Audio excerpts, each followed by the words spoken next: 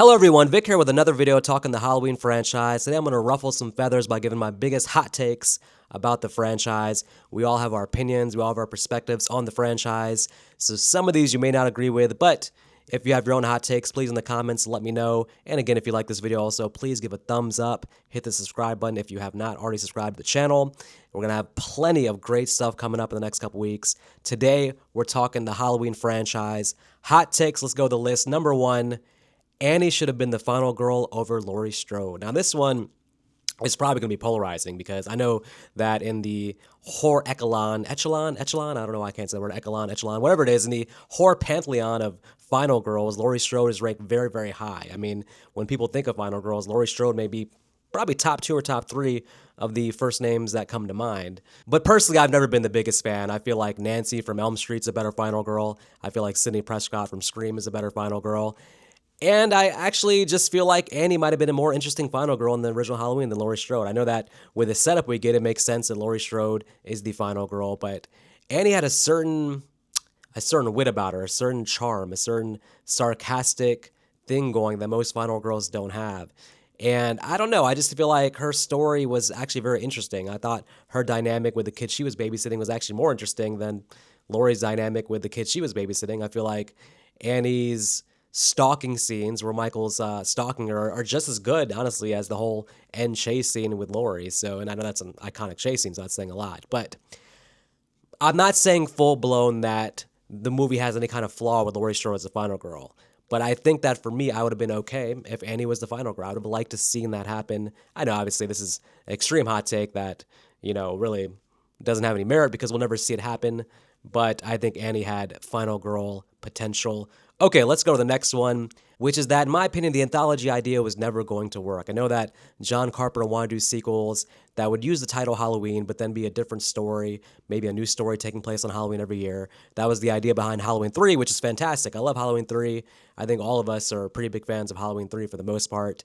Even without Michael Myers, I mean, it's a tall task to do a good Halloween film without Michael Myers, and Halloween 3 accomplishes that.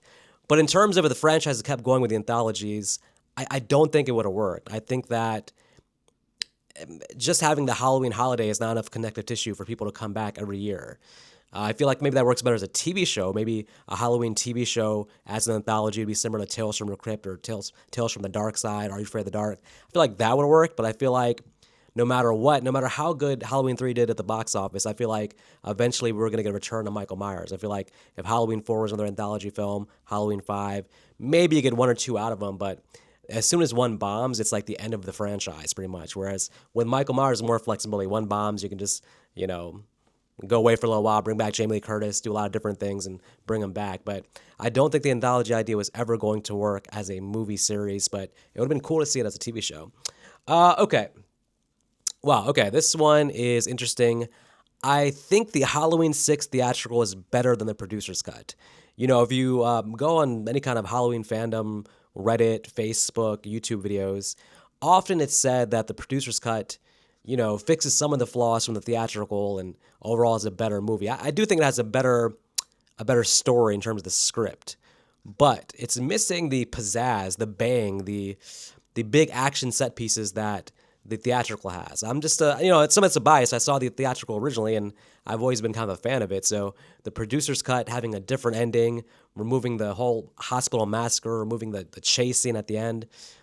I feel like the producer's cut actually, even though I do love the music, you have the original Halloween score back in there, and you do have a more cohesive story overall. I feel like the theatrical gives you more bang for the buck. You get bigger action scenes.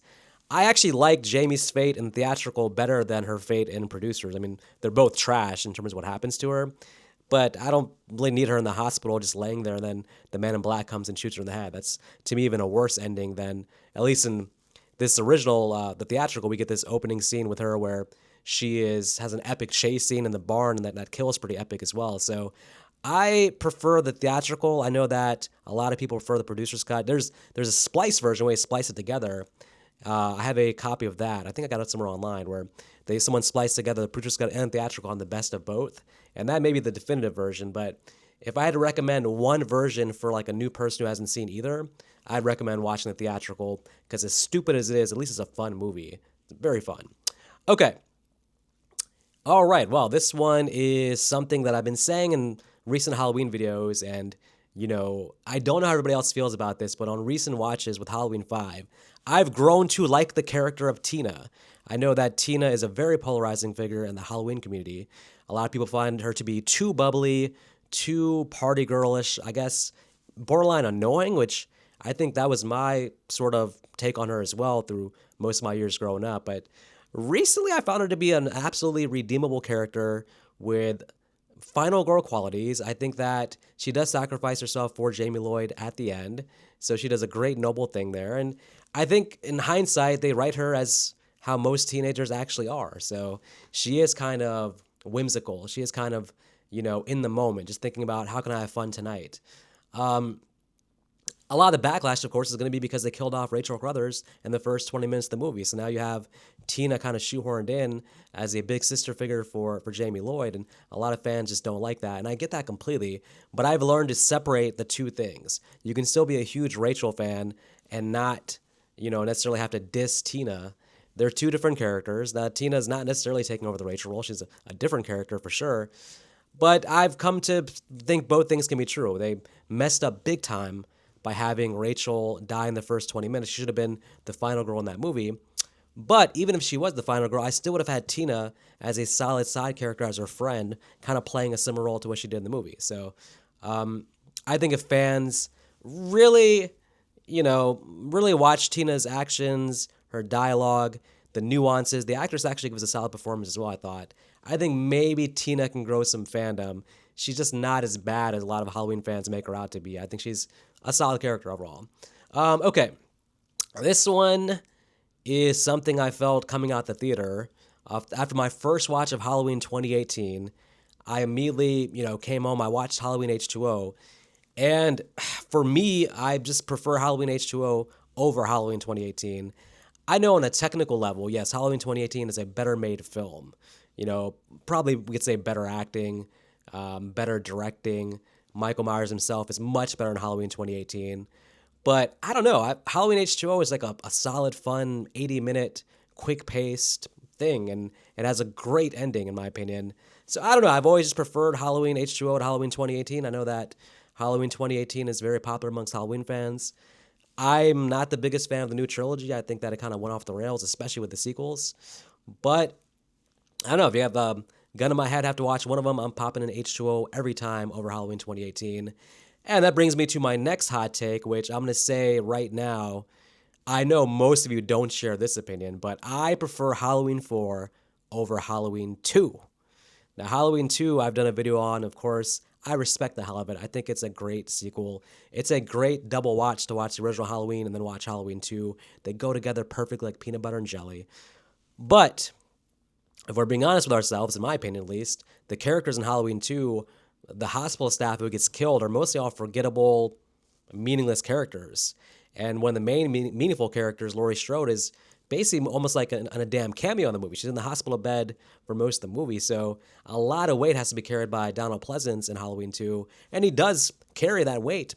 And I think Dick Warlock, for a lot of people, is the definitive Michael Myers. And I get that also. And I think, sans the fact that it's the slowest moving serial killer in the history of Michael Myers or any serial killers. I mean, that's one thing. But meanwhile, listen, we know I've praised Halloween 4 as my favorite sequel, and even went as far to rank Halloween 4 over Friday the 13th Part 4 Final Chapter in a recent video, which I've gotten some pushback on, and that was definitely kind of a biased pick because, let's be honest, Final Chapter probably is a better movie than Halloween 4. I admit it. Bias was there for sure.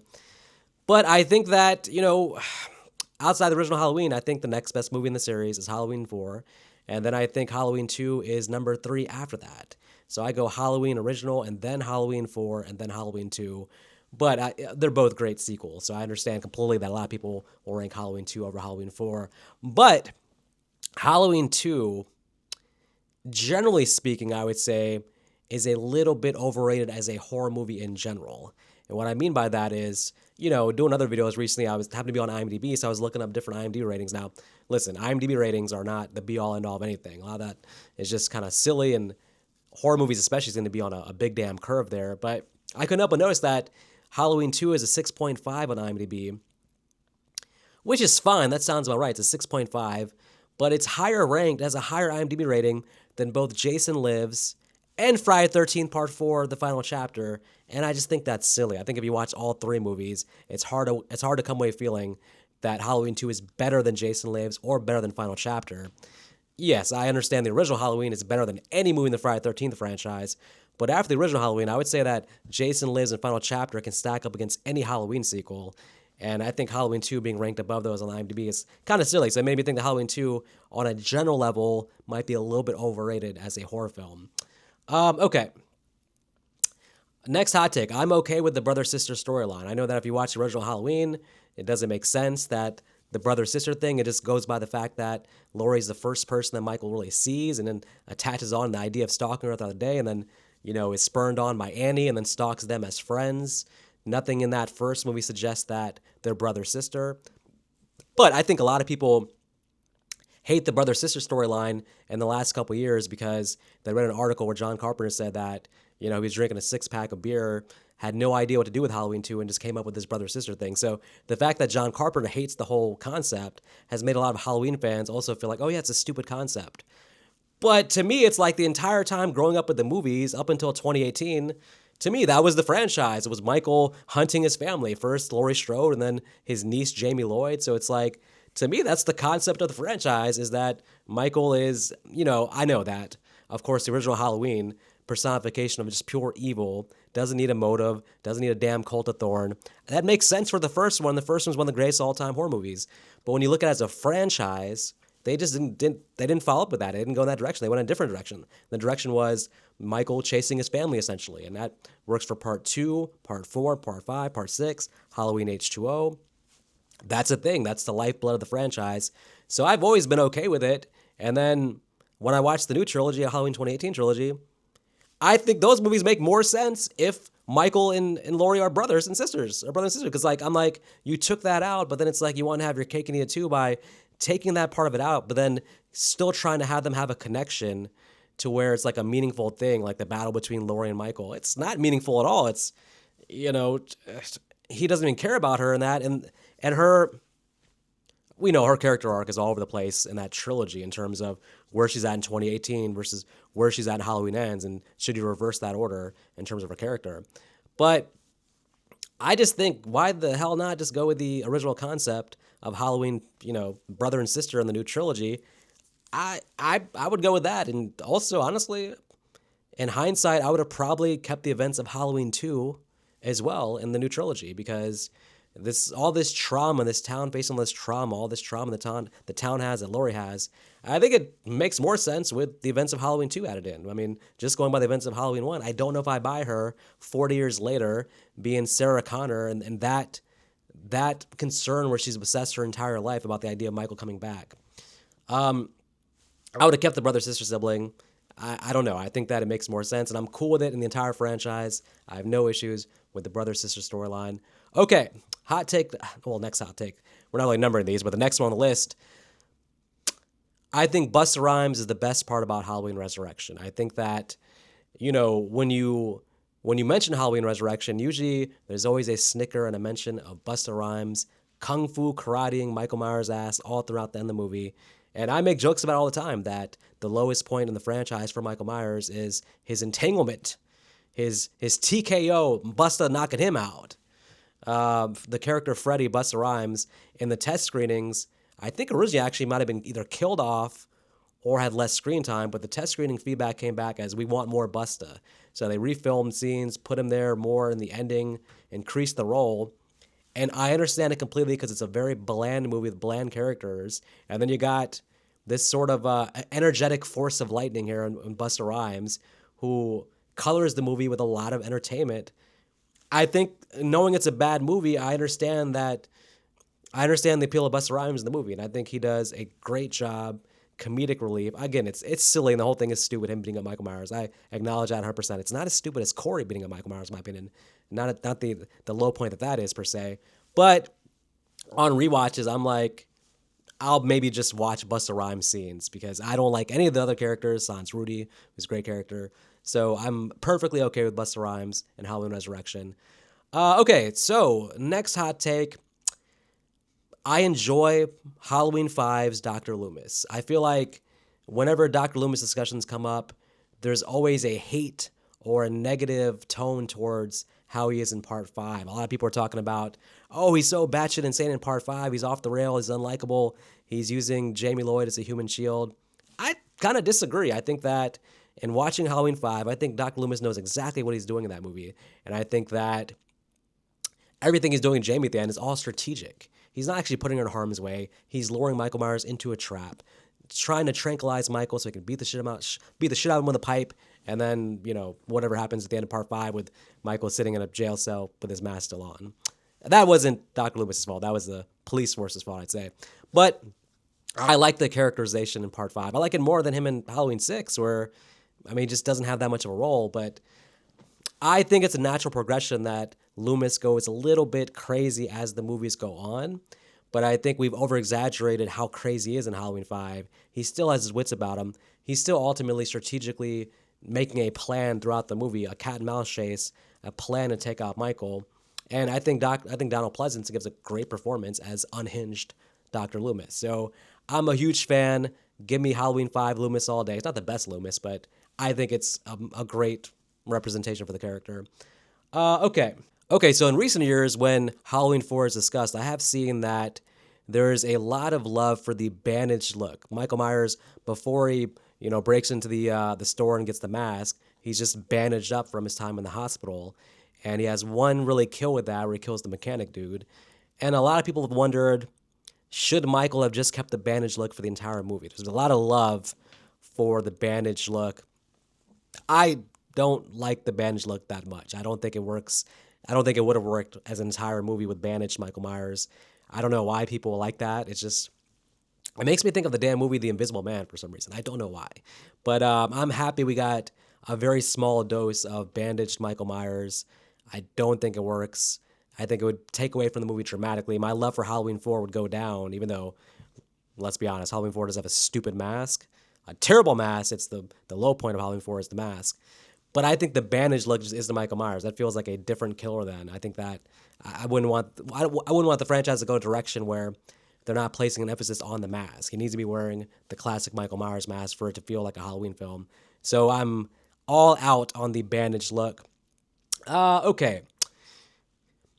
This one I think is very, very unpopular, this hot take I'm about to give you, but in Halloween Kills, I don't think the flashback scene is that good. I've seen people who really hype that scene up. The common thing is just, oh, I wish we had a whole movie taking place in that flashback. And I don't, on rewatches, I don't get the feel of like, oh, I'm back in the 70s. I don't get the feel of the original Halloween or Halloween 2. I get the feel of like people from now doing cosplay of that time period. The tone feels off to me. Michael looks great. He does look great. 100% they got the look of Michael finally right to match up what he looked like in the original Halloween. But beyond that, I don't think the performances were strong there. I think, the fake Dr. Loomis, he has the look down, but something awkward about the Hawkins, did Michael kill again? Like I don't understand that dialogue. How does he even know Hawkins? Like I don't know. I think the flashback scene, even people who hate Halloween Kills always praise the flashback scene, but I have no real love for that scene. I find it to be almost like purposeless. Like I don't even understand what the purpose of that is for the rest of the movie, because based on the beginning, you would think that Hawkins is going to have a big role in Halloween Kills, or even Halloween Ends, but Hawkins doesn't do a damn thing in Halloween Kills. So I'm like, I don't understand ultimately from a writing standpoint what the hell the purpose of the flashback scene was. And I just don't think it's that good in any real way. Okay. This one is tough because as a big Halloween fan, what I'm about to say is going to be like sacrilegious. It's going to be like, oh my goodness, how could you as a Halloween fan make this statement? But I'm going to say it, damn it, and this is how I feel. I'm okay if they don't make any more Halloween movies ever for the rest of time. Ever. I'm okay. I understand that it's going to happen. Listen, the IP is a cash cow. They're going to keep making sequels. They're going to reboot it. They're going to maybe do a TV show. Who knows? They'll find a way to bring Jamie Lee Curtis back again with another reboot of that. But I am not personally that attached to the idea of that I need more and more Halloween sequels. I think we have enough for a great box set right now. We have different timelines, overall pretty complete story. I know that a TV show is probably going to be weird, but I'm open minded to see what that's like. But if they just let Halloween, cruise off in the sunset, I'm happy with what we have.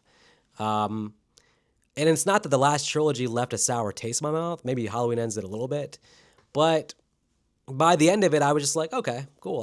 I kind of felt like that's enough Halloween for now. We can take a break, let it kind of whatever residue from the new trilogy was there, let that cool off.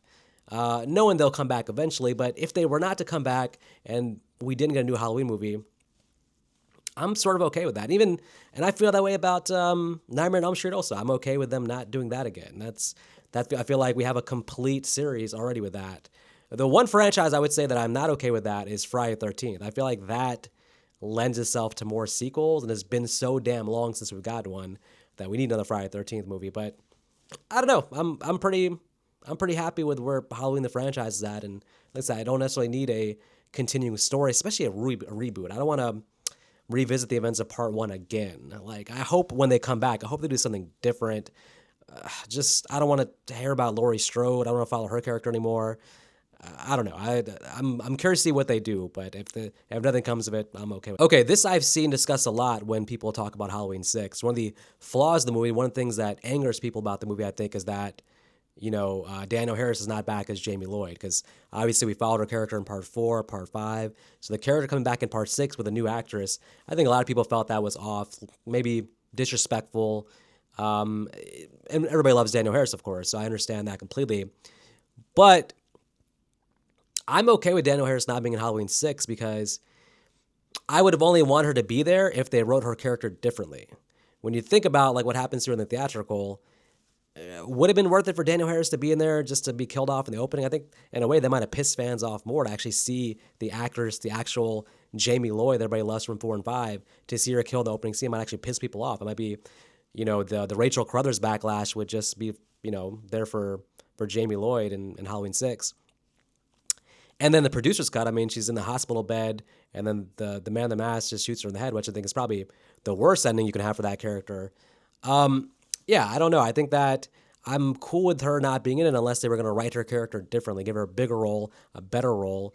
For what it is, what we got, I think that anybody playing that role is fine. I think the actress who took over actually did a reasonably good job. Like, again, if you separate the two things, yes, it'd be nice to have Danielle Harris back, but in her place, we still have a pretty good actress who does a good job.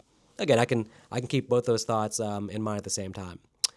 Well, listen, that's all I have for today. Those are my franchise hot takes part 1. There will be a part 2 on this coming soon. If you have any hot takes, again, let me know in the comments, and let me know what you think of my hot takes. Do you agree with them, disagree? Let me know, and until next time, you guys take care.